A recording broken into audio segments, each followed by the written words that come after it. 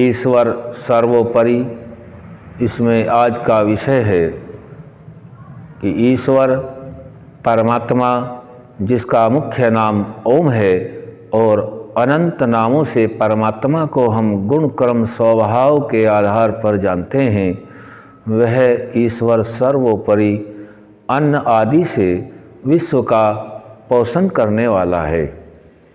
पूरे विश्व का पोषण करता वह परमात्मा ही है जो सर्वोपरि है। इसको हम इस प्रकार से समझ सकते हैं, इस पूरी हम केवल पृथ्वी मंडल पर रहते हैं, जबकि आत्माएं तो अनेक लोकांतरों में रहती हैं।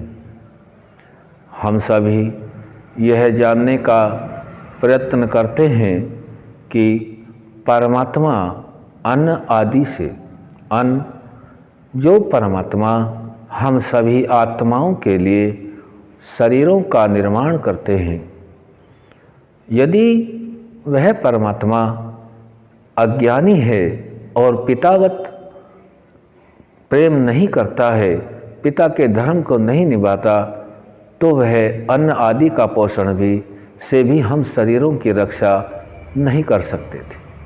इसलिए जब उस ईश्वर सर्वोपरि परमात्मा ने सृष्टि का सृजन किया, आत्मा को उनके कर्मों के अनुसार शरीरों को दिया, तो उस शरीर के लिए परमात्मा ने अन्न, औषधि आदि सभी का निर्माण किया।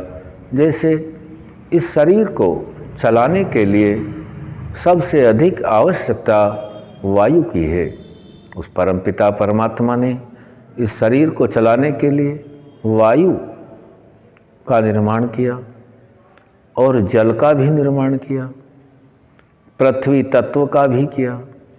पांचों तत्वों से यह शरीर मिलकर बना है। उन पांचों तत्वों की पूर्ति के लिए, इस शरीर को पूर्ति करने के लिए जो शरीर को आवश्यकता होती है, उनका अलग से भी निर्माण किया और इस शरीर में भी उन पांचों तत्वों को रखा, जिनको हम पंच महाभूत भी कहते हैं, पृथ्वी, जल, अग्नि, वायु और आकाश। ये पांचों तत्व शरीर के अंदर विद्यमान हैं। इसके अलावा इस शरीर को भोजन की आवश्यकता है, मिनरल्स की आवश्यकता है और अन्य कई प्रकार की आवश्यकताएं हैं, ज्ञान की आवश्यकता है। तो जो अन्न है, अन्न से शरीर में वृद्धि होती है, अन्न से धातुएं बनती हैं, जो इन धातुओं का सही रक्षण करते हैं। परमात्मा के ज्ञान को जानकर के, योग विद्या को पढ़ कर के अपने आचरण में ला कर के आगे बढ़ते हैं, वे ईश्वर के प्रिय होते हैं। ईश्वर उनका भ्राता के समान सुखदायक होता है, क्योंकि परमपिता परमात्मा तो संपूर्ण लोकमात्र नाम स्थान जन्मों को जानते हैं। और वह परमात्मा इन जब शरीर बनाते हैं, अलग अलग शरीरों के लिए अलग अलग भोजन, अन्न आदि की व्यवस्था कर देते हैं।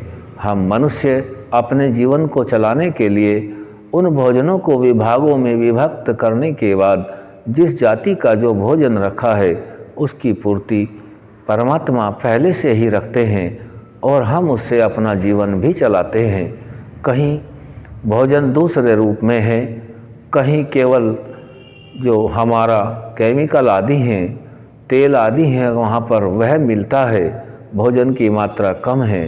कहीं भोजन अधिक है, ऊर्जा के स्रोत कम हैं, तो आपस में लेन देन करके भी हम अपना सर्किल बनाए रखने के लिए इस व्यवस्था को चलाते हैं।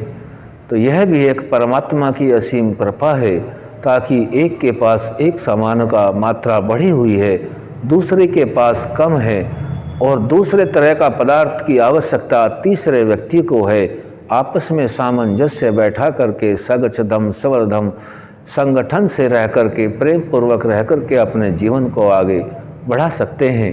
यदि मनुष्य के अंदर द्वेष न हो और परमात्मा की वाणी वेद का सभी अध्ययन प्रचार प्रसार रखें और अपने सही जो हमारा मूल रास्ता है, जो हमारा गंतव्य रास्ता है, हमारा एक लक्ष्य मात्र सभी मनुष्य जाति का है, उसको विशेष आचरण में ला कर के कर्म करें, तो हमेशा से प्रेम पूर्वक रह कर के अपने जीवन को धन्य बनाया जा सकता है और उस परम लक्ष्य को भी प्राप्त किया जा सकता है। ईश्वर को सर्वोपरि मान के ऋषि दयानंद के सिद्धांतों को देख करके हमें यह पता चलता है कि मानव मात्र के कल्याण के लिए परमात्मा का ज्ञान, अन्न, औषधि ये सभी होते हैं।